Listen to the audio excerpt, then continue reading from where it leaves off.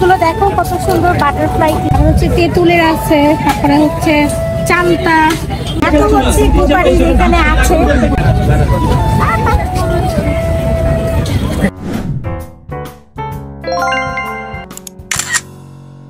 Guys, ওইদিন বাইরে ঘুরতে বের হয়ে দেখলাম অনেক সুন্দর একটি কুটির শিল্পের মেলা বসেছে। মেলার মধ্যে অনেক ধরনের স্টল বসেছিল, তাই আমরা ভিতরে চলে গিয়েছিলাম দেখার জন্য যে মেলার মধ্যে কি কি এসেছে। গাইস, আমরা রূপগঞ্জ কৃষি শিল্প মেলায় চলে এসেছি। এখানে হচ্ছে শিল্পের যত ধরনের জিনিস আছে, মাটির থেকে শুরু করে তারপর হাতের তৈরি, কুটির, মানে যত শিল্পই আছে সব এখানে তুলেছেন তারা।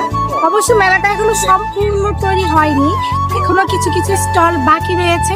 বাট আমরা হচ্ছে আজকে এখানে আসলাম, এখন ঘুরে যাবো এরিয়া, দেখবো কি কি এখানে উঠেছে। আমি আর নূর মেলার মধ্যে চলে যাচ্ছি। আপনারা দেখতেই পাচ্ছেন যে মেলার মধ্যে অনেক ধরনের খেলার জিনিস তারা উঠিয়েছে। এগুলাতে বাচ্চাদের সাথে বড়রাও পর্যন্ত উঠতে পারে। আমরা জানি না মেলাটা কবে বসেছিল, বাট এখানে এসে দেখলাম অনেকগুলো স্টল এখানে ওপেন হয়নি। এই দেখেন গাইস, এখানে কত বড় বড় নৌকা তারা সাজিয়ে রেখেছে। আবার তার পাশে দেখলাম অনেক বড় একটি চরকির মতো।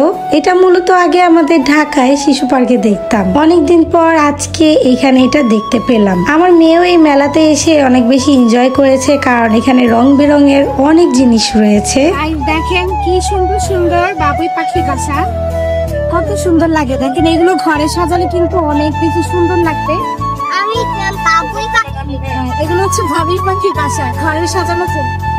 বাচ্চাদের জন্য এখানে এত এত স্টল তারা করেছে, মানে বাচ্চাদের খেলনা দিয়ে। আবার তার পাশেই দেখলাম হাতের তৈরি কিছু জিনিস তারা তৈরি করছে, একদমই লাইভ, মানে সরাসরি তারা জরির সাহায্যে এই সুন্দর সুন্দর কারুকাজগুলো করছে। এখানে দেখে যা বুঝলাম তারা জরি, ব্রাশ এবং সুপার গ্লুর সাহায্যে এই সুন্দর ডিজাইন গুলো করছিল। বিকাল হয়ে সন্ধ্যা নেমে যাচ্ছিল, তাই আমরা ভাবলাম যে সম্পূর্ণ মেলাটা ঘুরে দেখা যায়। মেলা মানেই এখানে সবকিছু এক জায়গায় পাওয়া যাবে। কসমেটিক্স থেকে শুরু করে ব্যাগ, ড্রেস, কাপড় চোপড় সবকিছুই থাকবে। এখন যে স্টলটাতে আসলাম, এটা কিন্তু মেয়েদের বলতে গেলে ভালোবাসার একটি জায়গা। কারণ মেলায় যদি বউদের নিয়ে আসা হয়, তারা সবার আগে ঘর সাজানোর জিনিস কিনে বাসায় নিয়ে যায়। এই স্টলটাতে আপনি যাই নিবেন সবকিছু মাত্র 30 টাকা করে ছিল। তো আমার কাছে দোকানটা ভালোই লাগলো, অনেক কিছুই ছিল এই দোকানে। এখানে হচ্ছে বাচ্চাদের চুড়ি, এমনকি বাচ্চাদের ক্লিপ থেকে শুরু করে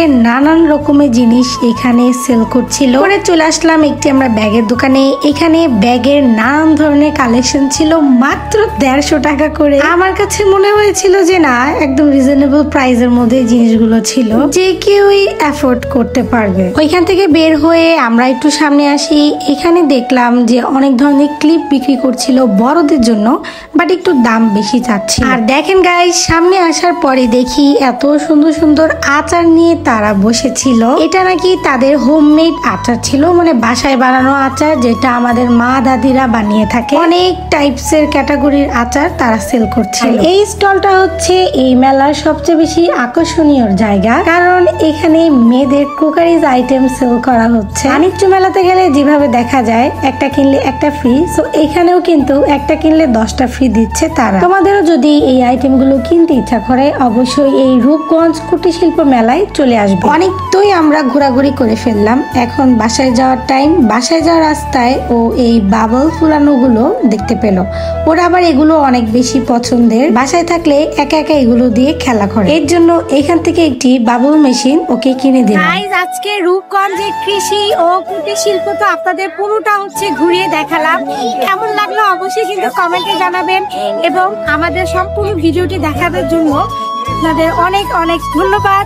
যারা আমার চ্যানেলে একদমই নতুন, আমার চ্যানেলকে সাবস্ক্রাইব করে দিবেন। ভালো থাকবেন, সুস্থ থাকবেন, দেখা হবে আবার নেক্সট ব্লগে। আল্লাহ হাফেজ।